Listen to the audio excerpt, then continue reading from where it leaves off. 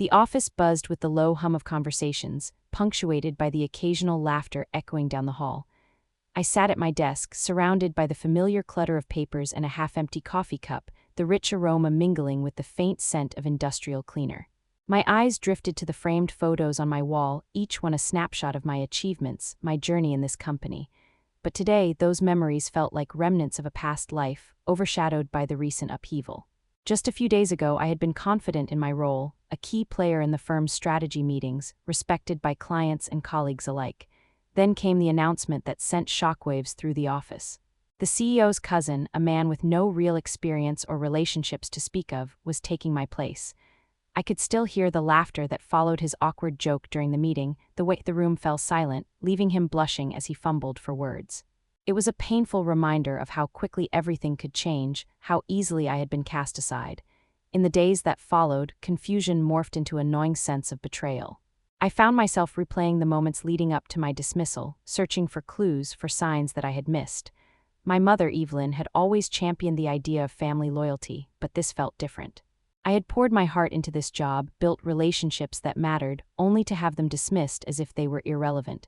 How could they overlook my contributions so easily? As I sat there, my thoughts spiraled. What did it mean for my future? I could feel the weight of my colleagues' gazes, the whispered conversations that seemed to follow me like shadows. I was no longer the trusted advisor, I was the woman who had been pushed aside. My heart raced with anger, frustration bubbling beneath the surface. I would not let this be the end of my story. I couldn't. The next day, I attended a baby shower for one of the sales team members, a cheerful event that felt utterly out of place given my internal turmoil. I forced a smile, engaging in small talk while my mind drifted back to the office. The gift I received, a beautifully crafted pen, a token of appreciation, felt like a cruel reminder of my past achievements. I held it tightly, the cool metal cool against my palm, as if it could channel my determination. Afterward, I sought refuge in my favorite cafe, a small corner spot with rich coffee and the soothing sound of jazz in the background. The barista, familiar with my routine, offered a knowing smile as he prepared my drink. I took a deep breath, letting the warmth of the cup seep into my fingers, and contemplated my next steps. Was it worth fighting back? Would it change anything? My thoughts were interrupted by a familiar face, Tina, my best friend, who slid into the seat across from me. "You look like you've seen a ghost," she said, her eyes scanning my face for clues. I couldn't help but let out a small laugh despite the heaviness in my chest. "It's just work stuff, you know," I replied, but the truth hung between us like a thick fog. Tina leaned in, her expression shifting to concern. "You can't let them get away with this, Julia. You've worked too hard to just walk away. What are you going to do?" Her words ignited a flicker of resolve within me. I glanced out the window, watching the world go by, and realized that I had a choice. I could either let this define me or fight back. My silence was never consent. As I left the cafe, I felt a surge of determination. I would find a way to reclaim my place, to prove my worth not just to the company but to myself. I wouldn't allow betrayal to be my legacy. The path ahead was uncertain, but I was ready to confront the challenges that lay ahead. This was just the beginning. The office felt like a theater of tension. I could almost hear the muted whispers of my colleagues as I navigated the familiar hallways. Each step echoed against the polished floors, the scent of fresh coffee wafting through the air, mingling with the faint undertone of anxiety that seemed to envelop me. My desk, cluttered with client files and reminders of past successes, stood as a testament to my efforts. I took a moment to absorb the sight, hoping to draw strength from the memories of deals closed and relationships nurtured. Yet my pride was clouded by the gnawing anxiety that accompanied my every interaction. How could I maintain the trust of my clients with the new CEO's cousin now in charge? I recalled a recent client meeting where I had felt the weight of their expectations pressing down on my shoulders like a heavy cloak. The room had been filled with the scent of polished wood and the sound of shuffling papers, each client looking to me for reassurance. I had delivered my presentation with confidence, but the shadow of the new leadership loomed large. Afterward, I caught a brief lunch with a longtime client, Sarah, who had been a steadfast ally during my tenure. As we sat in a quiet corner of the cafe, I could sense her unease. "Julia, I just wanted to check in. I've heard things, changes coming from the top. Are you okay?" Her voice was laced with concern, and I felt a flicker of warmth. Despite everything, I had people who cared. I smiled, though it felt forced. "I'm fine, Sarah, just some restructuring. You know how it goes in corporate life, but I assure you my commitment to our projects remains unchanged." My words hung in the air, heavy with implication. I could see the hesitation in her eyes, the doubt that crept in as she processed my response. I wanted to reassure her, to banish the uncertainty that clouded her judgment, but I was grappling with my own. It was during one of these meetings that the reality of my situation hit hardest. The new CEO's cousin, Ryan, had strolled into the room, his arrogance palpable even as he cracked jokes that fell flat. I could feel the tension ripple through the group, laughter felt forced and hollow. I watched as he mispronounced key client names, oblivious to the weight of his errors. I exchanged glances with Sarah, her eyes wide with disbelief. How could someone so unqualified command the room? Later that day, I returned to my desk, the weight of my thoughts pressing heavily on my chest. I could feel the heat rising to my cheeks, anger simmering just below the surface. I replayed the meeting in my mind, the awkward laughter echoing in my ears, a stark reminder of how quickly things could unravel. I needed to confront the CEO, to voice my concerns, but fear held me back. What if my words fell on deaf ears? What if I was seen as merely a disgruntled employee? As I sat there, I felt the world around me fade away. My fingers traced the edge of the framed photograph on my desk, a snapshot of my team celebrating a successful project. The smiles captured in that moment felt like a distant memory, overshadowed by the chaos that had erupted since Ryan's arrival. I had built my career on trust and relationships, and now I felt like a ghost haunting the very place I had once thrived. The call to confront the CEO grew louder in my mind. I had to find my voice, to remind him of my contributions and the trust I had built with our clients. With each passing moment, the anxiety morphed into determination. I would not let Ryan's arrogance define my worth. I would step into that office and demand the acknowledgement I deserved. As the day drew to a close, I gathered my notes, my heart racing with a mix of pride and anxiety. I was ready to confront the CEO, to reclaim my place in this corporate landscape that had suddenly become hostile. My resolve solidified. I would not back down. The stakes were too high. My silence was never consent, and I would make sure my voice was heard. The atmosphere in the office was thick with tension, a palpable sensation that clung to the air like humidity before a storm. I could hear the faint rustle of papers and the quiet clatter of keyboards, but beneath it all was an undercurrent of whispered conversations that seemed to stop whenever I approached. My heart raced as I settled into my desk, a fortress of chaos surrounded by the remnants of my once thriving career. Each piece of paper, a reminder of the relationships I had built, felt like a weight pressing down on my chest. I was acutely aware of the irony. I had spent years cultivating trust and respect, only to have it swept away as if it had never existed. I glanced at my reflection in the polished surface of my desk, a ghost of the confident woman I had been. The framed awards and client accolades that adorned my walls now felt like mockeries of my past achievements. I could almost hear the echoes of my colleagues' laughter as they retold stories of my successes, but today, those stories felt distant, fading like the morning light. The new CEO's cousin, Ryan, had not only taken my position, but had also disrupted the delicate balance of respect and trust I had nurtured for so long. Flashbacks of my last client meeting flooded my mind. I could picture the anxious faces of my clients, their eyes darting between me and Ryan, waiting for reassurance. I had stepped up, delivering my presentation with all the conviction I could muster, but the shadow of Ryan loomed large. He had stridden into the room with an air of arrogance that was almost suffocating, cracking jokes that landed like lead balloons. The awkward silence that followed his attempts at humor felt like a collective intake of breath, a moment where everyone in the room recognized the absurdity of the situation. I remembered how Sarah had leaned in, her eyes wide with disbelief at his blunders, and I felt a spark of anger ignite within me. How could someone so unqualified be so nonchalant? As the days passed, I found myself replaying that meeting over and over, my frustration swelling like an impending tidal wave. It wasn't just Ryan's incompetence that stoked the fire within me. It was the realization that the company was willing to overlook my contributions in favor of nepotism. I had dedicated my life to this organization, forging connections that mattered, and now I was being erased from its narrative. I could feel the heat rising to my cheeks as I recalled the moment Ryan had mispronounced our biggest client's name, the laughter that followed cutting deeper than any knife. My heart raced with the injustice of it all. I was determined to expose his incompetence, to reveal the truth behind the facade that the company was desperately trying to maintain. I decided to confide in Tina, my best friend, who had always been my sounding board during tough times. We met at our usual cafe, the rich aroma of coffee mingling with the sound of soft jazz in the background. As I recounted my frustrations, I could see the concern etched on her face. "Julia, you can't let this slide. You've worked too hard to let them dismiss you like this. What are you thinking?" Her voice was steady, a reminder that I wasn't alone in this battle. I felt a flicker of hope ignite within me, a small flame that urged me to fight back. I need to gather evidence, feedback from clients about Ryan's performance. I can't let them pretend everything is fine while he fumbles around like a child playing dress-up in a suit, I declared, my voice steady despite the whirlwind of emotions churning inside me. Tina nodded, her eyes brightening with encouragement. That's the spirit. We can make a plan, figure out how to approach this without it blowing up in your face. You deserve to be heard, Julia. That night, as I sat at my desk, the glow of my computer screen illuminating the room, I felt a surge of determination. I began to compile client feedback, highlighting the glaring discrepancies in Ryan's performance. The more I unearthed, the more my resolve solidified. I was tired of being sidelined, tired of watching someone with no real qualifications try to steer the ship I had poured my soul into. I was ready to confront the reality of the situation and take back what was rightfully mine, but the stakes were high. I couldn't shake the fear that accompanied my plan. What if the company retaliated? What if they dismissed my claims as mere jealousy? The uncertainty gnawed at me, but I pushed those thoughts aside.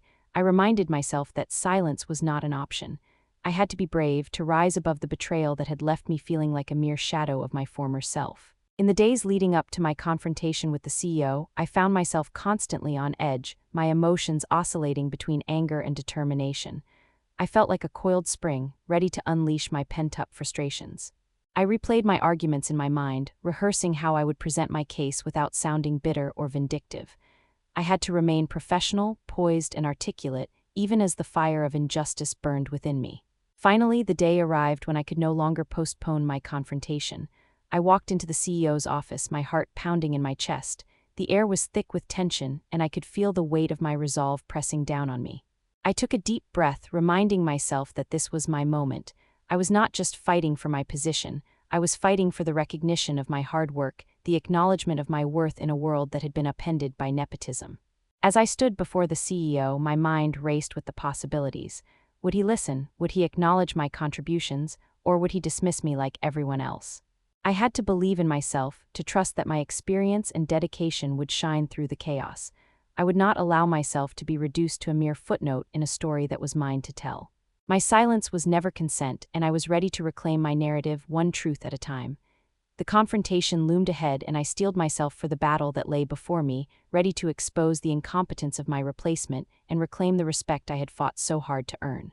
This was not just about revenge, it was about justice, about restoring balance in a world that had been tipped upside down. I would not back down. This fight was far from over, and I was prepared to see it through, no matter the cost. As the days dragged on, the atmosphere in the office thickened, charged with unspoken tension. I could almost taste the bitterness of the betrayal hanging in the air, a constant reminder of my new reality. The fluorescent lights buzzed overhead, casting a sterile glow on the sea of cubicles, while the hum of chatter from my colleagues felt like a distant echo. I found myself retreating into a bubble of determination, my fingers tapping nervously against the polished surface of my desk, each rap a reminder of the stakes at hand. I met with Tina in our usual cafe, a small refuge from the corporate chaos. The rich aroma of brewing coffee swirled around us, mingling with the soft notes of jazz that played in the background, yet I felt a storm brewing within. I can't just sit back and let this happen, Tina. I need to expose Ryan's incompetence. It's not just about my job, it's about showing them that they can't overlook hard work in favor of family ties, I said, my voice steady despite the flurry of emotions swirling inside me. Tina leaned in, her brow furrowed with concern. But how do you plan to do that? You know the risks involved. What if they retaliate? Her tone was cautious, and I appreciated her concern, but it only fueled my resolve. I pulled out my laptop and began to outline my strategy, the glow of the screen reflecting my determination. I'll gather feedback from clients about Ryan's performance. I need concrete evidence that he's not fit for this role. I've built relationships over the years, they trust me. If I can show them that Ryan is jeopardizing those relationships, they'll have to listen, I explained, my heart racing at the thought of action. Tina nodded, her eyes bright with encouragement. That's the spirit. We can create a plan to approach this without it blowing up in your face. You deserve to be heard, Julia. Don't forget that. I spent the next few days meticulously collecting information, reaching out to clients who had previously expressed concerns about Ryan's handling of their accounts. The responses were telling. Many were uncomfortable with his leadership style, noting his lack of comprehension when it came to their needs. Each email I received felt like a small victory, a piece of the puzzle that would help me reclaim my position. The thrill of discovery surged through me, yet the anxiety of potential backlash loomed large. Finally, the day arrived for my confrontation with the CEO. I stood outside his office, the sleek door a barrier between my past and future. My heart hammered in my chest, each beat echoing my resolve. I could hear the muffled sounds of office chatter behind me, a reminder of the world I was stepping into. I took a deep breath, the sterile scent of the office mingling with the faint smell of fresh paint, and pushed the door open. "Julia, what brings you here?" the CEO asked, his voice booming with surprise as he glanced up from his paperwork. I could see Ryan lounging in the corner, exuding an air of unwarranted confidence, a smirk plastered on his face as if he owned the place. My stomach turned at the sight of him. "I need to talk to you about Ryan's performance and the impact it's having on our clients. It's critical that we address this before it spirals out of control," I said, my voice firm despite the tremor of anxiety beneath the surface. I could feel Ryan's eyes narrow, the smirk fading as he straightened in his chair, the tension in the room palpable. The CEO leaned back in his chair, a calculating look crossing his face. "Is this about the feedback you've received?" "I think you're overreacting, Julia. Ryan has been with the company for a while now. He knows how to handle things." I clenched my fists, fighting the urge to raise my voice. "But he doesn't have the experience or the relationships that I have. Our clients are losing confidence, and if we don't act now, it could be disastrous for the company. I've worked hard to build those connections, and I can't just stand by and watch them deteriorate." Ryan leaned forward, his voice dripping with condescension. "You're just upset because you're not in charge anymore. It's not personal, it's business. You'll get over it." My breath caught in my throat, a rush of indignation surging through me. "This isn't just about me, Ryan. It's about the future of this company and the trust we've built with our clients. You don't understand that because you've never had to work for it, you were handed everything on a silver platter." The CEO's gaze flicked between us, the tension in the room almost suffocating. I could feel the weight of my words, the truth behind them igniting a fire within me. I wouldn't back down. This was my moment to reclaim my narrative, to expose the truth behind the facade that had been so carefully constructed around Ryan's incompetence. As I presented the client feedback, I could see the shift in the CEO's demeanor. His brow furrowed slightly, and I seized the opportunity. "If we don't acknowledge this and make changes, we risk losing everything we've worked for. I'm willing to help, to take on the responsibility of rebuilding those relationships. I know what it takes, and I'm ready to prove it." My voice echoed in the silence, each word a plea for recognition. The CEO sat back, contemplating my words while Ryan's expression darkened. The confrontation had shifted the power dynamics, and I could feel the momentum swing in my favor. I wouldn't let this opportunity slip through my fingers. As I left the office, adrenaline coursing through my veins, I felt a surge of empowerment. This was just the beginning of my fight. I had stood up for myself, and for the first time since being replaced, I felt a glimmer of hope. I would reclaim my position and prove my worth, not just to the company, but to myself. The stakes were high, but I was ready to face whatever came next, armed with the truth and a renewed sense of purpose. My silence was never consent, and this battle was far from over. In the quiet of my living room, the weight of the past few weeks settled heavily on my shoulders. The sunlight streamed through the sheer curtains, casting soft shadows on the walls, yet it did little to lighten the turmoil that twisted in my stomach. I sank into the plush couch, its fabric familiar and comforting, but I felt a stark contrast to the warmth of the surroundings. Each breath I took was laced with the scent of lavender from a candle flickering on the coffee table, a reminder of the peace I desperately craved. As I stared at the flickering flame, memories flooded my mind. I recalled moments spent here with my family, laughter echoing off the walls, warmth radiating through our conversations. But those echoes had faded, replaced by the sharp sting of betrayal. My mother's voice played in my head, always extolling the virtues of family loyalty and the importance of maintaining our connections. Yet here I was, feeling utterly disconnected from the very family I had fought to uphold. The confrontation with the CEO had ignited something within me, an ember of defiance that refused to be snuffed out. I had stood my ground, but now, as I reflected on the aftermath, that ember felt more like a burden. My thoughts meandered to my mother, Evelyn. Would she understand? Would she see the merit in my fight, or would she dismiss my feelings as naive and vindictive? I could feel the tension between us like an invisible thread, taut and ready to snap. The aftermath of my confrontation had left the office in disarray. Whispers of my boldness circulated like wildfire. I had fought for respect, but in doing so I had also stirred the pot of family dynamics. I could almost hear my mother's disapproving tone, her words echoing in my mind. "Julia, you must learn to stay in your lane. Family comes first." The thought twisted my heart, and I clenched my fists in frustration. I had always placed family above all else, but at what cost? That evening, I decided to reach out to Tina. I needed her grounding presence, a reminder that I wasn't alone in this struggle. We met at our usual cafe, the rich aroma of coffee enveloping me like a warm embrace. As I sat across from her, I could see the concern etched on her face. "You look exhausted, Julia. What's going on in that head of yours?" she inquired, leaning in closer. I sighed, my thoughts swirling. "I'm just trying to find some peace, Tina. I fought so hard to reclaim my place, but now I feel like I've only created more chaos in my life, especially with my family. It's like I'm torn between fighting for what I believe in and keeping my family intact." Tina nodded, her brow furrowing. "You have to remember that your worth isn't defined by your family's views. You're fighting for what you've worked for, and that's valid, but have you talked to your mom? Maybe it's time to clear the air." Her words struck a chord within me. I had been so focused on my battle at work that I had neglected the battle brewing at home. The unresolved tension with my mother loomed large, and I realized that avoidance wouldn't lead to resolution. I needed closure, not just in my professional life but in my personal relationships as well. As I left the cafe, I felt a renewed sense of purpose. I would confront my mother, not as an adversary but as a daughter seeking understanding.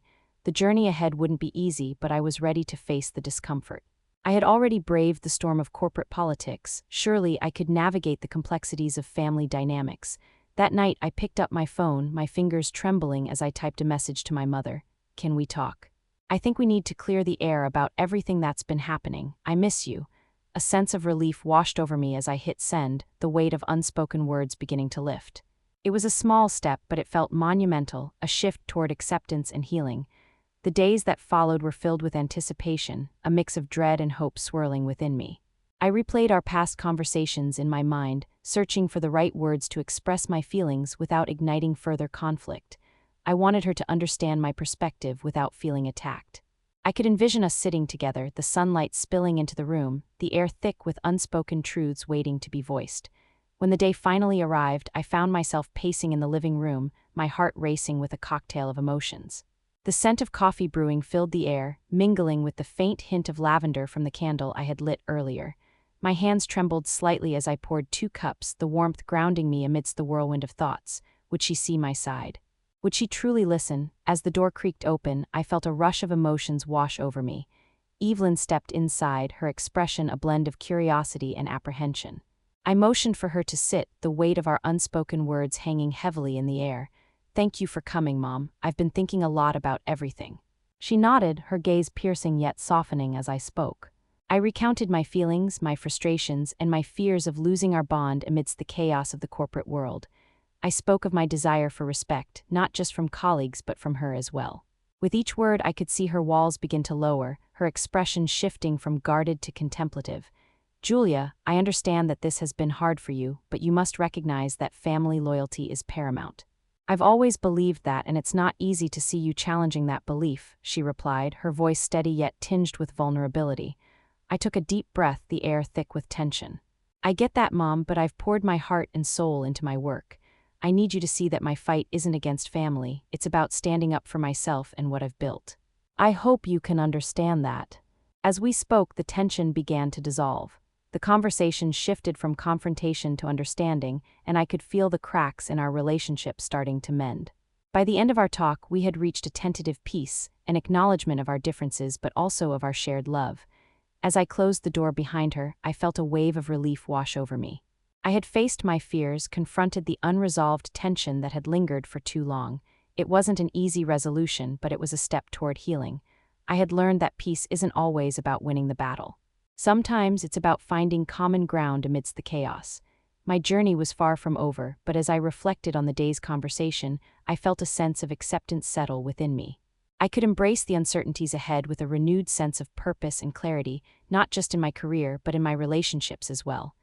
In the quiet of my home, the flickering candlelight danced on the walls, casting a warm glow that mirrored the newfound lightness in my heart. I had taken significant steps toward healing, and in doing so, I had reclaimed a piece of myself that I thought had been lost in the chaos. The journey ahead might be challenging, but I was ready to embrace it, armed with the knowledge that I could navigate both the professional and personal storms that lay ahead. The air in the office crackled with an unsettling energy, the fluorescent lights flickering overhead like the uncertain thoughts racing through my mind. I had barely settled into my desk when the news hit me like a freight train. Our biggest client had decided to leave, and the whispers of discontent echoed in the hallways, seeping into every corner of my once familiar workspace. The scent of freshly brewed coffee, usually a comfort, felt bitter on my tongue as I processed the implications. What did this mean for me? For Ryan? For the company? I could hear the hushed conversations around me, snippets of worry and disbelief swirling like a chaotic storm. My colleagues' faces reflected a mix of anxiety and frustration, their eyes darting toward me as if I were the epicenter of this unfolding disaster. I felt the weight of their expectations resting heavily on my shoulders. I had to do something, but the paralysis of shock held me captive, rendering me momentarily speechless. Then the door swung open, and in strode Ryan, his usual arrogance replaced with an unsettling unease. The tension in the room thickened, each person instinctively turning their gaze toward him. I watched as he attempted to maintain his composure, but the cracks were beginning to show. The confident facade he had worn so effortlessly started to crumble under the pressure of reality. In that moment, I felt a shift within me, a spark igniting the embers of my frustration. This was the turning point I needed. My heart raced, a blend of anger and determination coursing through my veins. I refused to let this be the narrative that defined my story. I had worked too hard to watch everything I built slip away due to incompetence masquerading as authority. I took a deep breath, the familiar scent of lavender from my desk candle grounding me as I made my decision. I needed evidence, something concrete to expose the truth of Ryan's ineptitude. As the chaos unfolded around us, I slipped away to a nearby conference room, my fingers trembling with anticipation as I began to draft an email to our remaining clients. I aimed to gather their feedback, their experiences with Ryan, and more importantly, their thoughts on how his actions had impacted our relationships. With each keystroke, the realization dawned on me: I was reclaiming my narrative. The company might have tried to erase me, but I was far from done fighting. I would not allow their denial to dictate my worth. As I hit send, a wave of adrenaline surged through me. I could feel the tide turning. This was the moment I had been waiting for, the catalyst that would propel me toward my confrontation with the CEO. I would lay bare the truth and demand the respect I had earned. While the office swirled in chaos, I felt a newfound sense of clarity. I stepped out of the conference room, the sounds of anxious chatter fading into the background as I steeled myself for what lay ahead. My heart pounded with anticipation and fear, but I was ready to face the consequences. I would expose Ryan, and the fallout, I realized, was inevitable. The moment had come for me to take control of my story, and I would ensure that my voice was heard above the noise of betrayal and nepotism. This was where my journey truly began, and I would not back down. I would make them see me, and I would not allow my silence to be mistaken for consent. The chaos of the office had simmered down, but the fire within me only grew stronger. I sat at my desk, surrounded by the remnants of my former life, client files, framed accolades, and the lingering scent of coffee that had once brought me comfort. Now, it felt like a bitter reminder of what I was fighting to reclaim. I pulled out my notebook, its pages crinkled and worn, filled with scribbles and half-formed ideas. This was the moment to strategize, to unleash the plan I had been formulating in the depths of my mind. As the fluorescent lights flickered overhead, I closed my eyes for a moment, envisioning the steps I needed to take. I could see Ryan's smug smile, hear his condescending laughter echoing in my ears. It fueled my determination. I flipped to a fresh page and wrote the heading, Operation Expose Ryan *. The title felt powerful, a declaration of my intent. I needed to gather evidence against him, to prove that he was not just unqualified but a threat to everything I had built. The stakes were too high for me to falter now. I began jotting down potential allies, clients who had expressed concerns about Ryan's leadership style. Their feedback would be crucial in painting a clear picture of his incompetence. Each name I wrote felt like a step toward reclaiming my position. I could already imagine their words, echoing in the conference room, casting doubt on Ryan's ability to lead. I could visualize the CEO's expression shifting from indifference to concern as the evidence piled up against his cousin. This wasn't just about revenge, it was about justice for the hard work I had put in over the years. Tina had always been my rock, and I knew she would be instrumental in this plan. I texted her, my fingers flying across the screen, "Meet me at our spot, I have a plan." As I waited, my heart raced with anticipation and a tinge of fear. What if I miscalculated? What if the company retaliated against me? But I couldn't allow fear to hold me back. I had already lost so much. I had to believe in my ability to execute this plan with precision. When Tina arrived, her eyes sparkled with curiosity. "You look like you're on a mission," she said, sliding into the booth opposite me. I leaned in, lowering my voice as if the very walls could betray my thoughts. "I've been gathering feedback from clients. They're not happy with Ryan's performance, and I think it's time we do something about it." Her expression shifted, excitement mingling with concern. What do you have in mind? I could see her enthusiasm building, and it only fueled my resolve. I laid out my thoughts, detailing how I planned to compile the client feedback and present it to the CEO. I spoke of gathering testimonials and quantifying the losses we could face if Ryan remained in charge. Each word felt like a brick, building the foundation of my strategy. We need to make it undeniable, Julia. You can't just present your feelings, you need hard facts, Tina insisted, her eyes locking onto mine with intensity. I nodded, feeling the weight of her words. This wasn't just about me. This was about the entire company and the relationships I had nurtured over the years. I had to remind them of the value I brought to the table. We spent hours brainstorming, my notebook filling with ideas and strategies. I made a list of potential clients to contact, key points to emphasize, and ways to present the information effectively. As the sun began to set, casting a warm glow through the cafe window, I felt a sense of empowerment wash over me. I was reclaiming my narrative, taking control of the situation that had felt so out of my hands for far too long. Every moment spent planning solidified my determination. I could envision the day I would walk into that office, armed with evidence and confidence. This was my fight, and I would not back down. I would expose Ryan for what he was, an incompetent leader masquerading as a capable CEO. The stakes were high, but I was prepared to risk it all. My silence was never consent, and I would ensure my voice was heard loud and clear. The office buzzed with an intensity that felt electric, a stark contrast to the oppressive silence that had enveloped me for so long. I stood outside the conference room, heart pounding, the polished glass door a barrier between my resolve and my fears. The bright fluorescence overhead cast a harsh glare on the faces of my colleagues, who were gathered inside, their murmurs a low hum that faded into the background as I focused on my breathing. I couldn't let doubt creep in now, I had come too far. With a deep breath, I pushed open the door and stepped inside, the cool air inside brushing against my skin like a crisp autumn breeze. The room was long and sleek, filled with the scent of fresh coffee and the faintest hint of anxiety. The CEO sat at the head of the long table, flanked by Ryan, whose smug confidence radiated off him like a cologne. I felt the weight of their gazes, an invisible pressure that threatened to crush me, but I reminded myself of my purpose. I was here to reclaim what was rightfully mine. "Julia, what brings you in today?" the CEO asked, his tone casual, almost dismissive. I could see Ryan's smirk, a silent challenge that ignited a fire in my belly. I wasn't here to be dismissed. "I need to discuss Ryan's recent performance and its impact on our clients," I said, my voice steady despite the tremor beneath the surface. I could hear my heart thumping in my ears, but I pushed through, fueled by the adrenaline coursing through my veins. Ryan leaned back in his chair, his expression one of amusement. "What's there to discuss?" "I've been doing just fine," he said, a mockery lacing his words. I clenched my fists, the injustice of his arrogance igniting a spark of anger within me. "With all due respect, Ryan, that's not what I've heard from our clients," I shot back, my voice rising slightly. The room fell silent, tension hanging in the air like thick fog. I could see the flicker of surprise in the CEO's eyes, a sign that maybe, just maybe, my words were breaking through. I launched into my presentation, detailing the feedback I had meticulously gathered. Each piece of evidence was a weapon in my arsenal, a testament to the relationships I had built over the years. The clients' voices echoed in my mind, their concerns spilling out as I framed my argument. "Many clients have expressed discomfort with your leadership style, Ryan. They've noted a significant decline in communication and support since you took over my accounts. If we don't address this, we risk losing their trust and business." I could see the CEO's brow furrow, a flicker of concern crossing his face. Ryan, on the other hand, shifted uncomfortably in his seat, the smirk faltering as my words hung in the air. I pressed on, the intensity of the moment propelling me forward, determined to dismantle the facade he had built.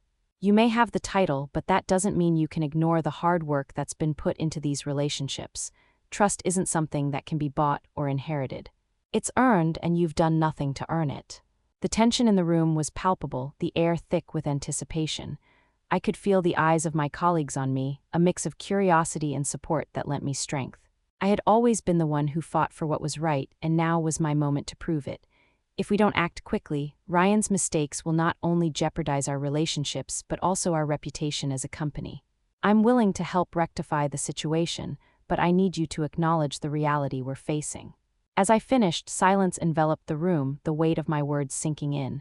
The CEO leaned back, his expression contemplative. I held my breath, the uncertainty of the moment hanging like a fragile thread. Finally, he spoke, his voice measured. "Julia, I appreciate your passion and commitment. I'll take your concerns into consideration." A sigh of relief washed over me, but Ryan's reaction was immediate. "This is ridiculous, you're just bitter because you lost your position. You've always been dramatic, Julia," he spat, his voice laced with venom. I felt my anger flare, but I refused to let him get to me. "No, Ryan, this isn't about bitterness, it's about accountability. You may think your last name gives you immunity, but in this business, results matter, and right now, you're failing." The CEO's gaze hardened at Ryan's outburst, and I felt a surge of confidence swell within me.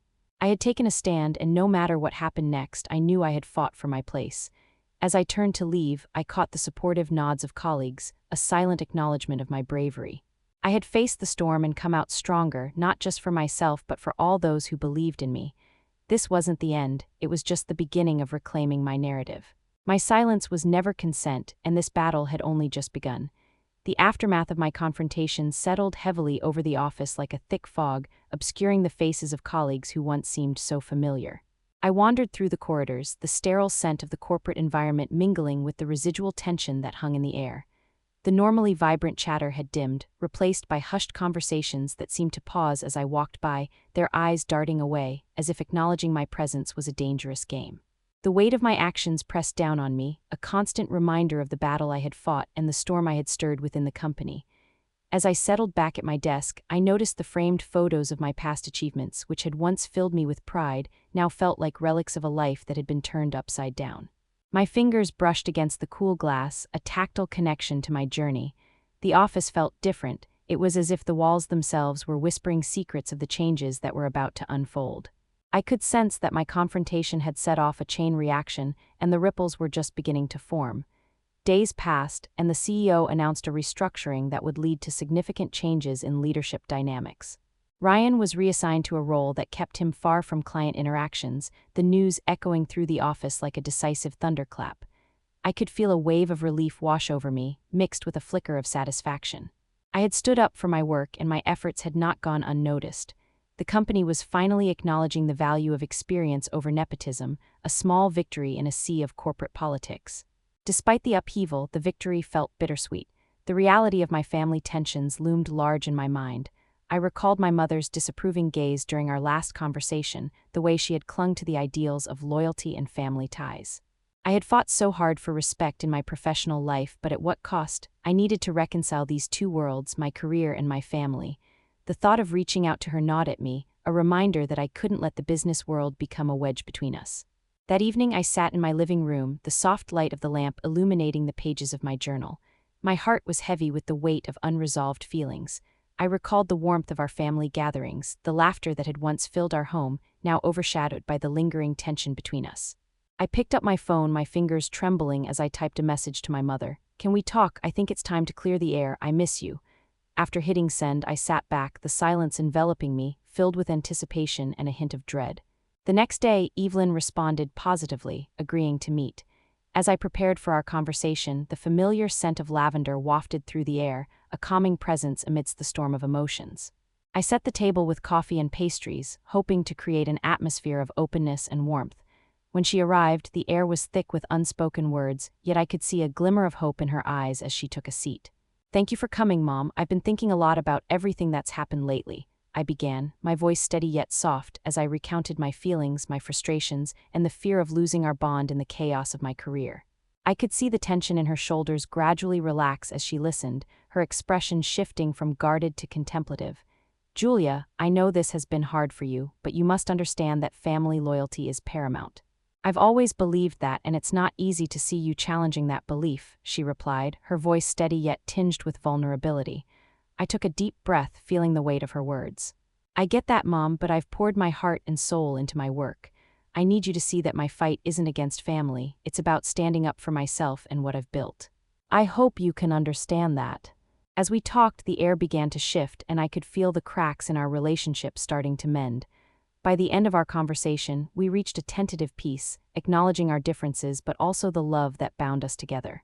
I had faced my fears, confronted the unresolved tension that had lingered for too long, and in doing so, I had reclaimed a piece of myself that I thought had been lost in the chaos. The journey ahead wouldn't be easy, but I was ready to embrace it, armed with the knowledge that I could navigate both the professional and personal storms that lay ahead. I had fought for my place, for the respect I deserved, and now I was ready to forge a new path, one where I could find balance between my career and my family. My silence was never consent, and I would ensure that my voice would continue to resonate, loud and clear, in every aspect of my life. The office was quieter now, a stark contrast to the storm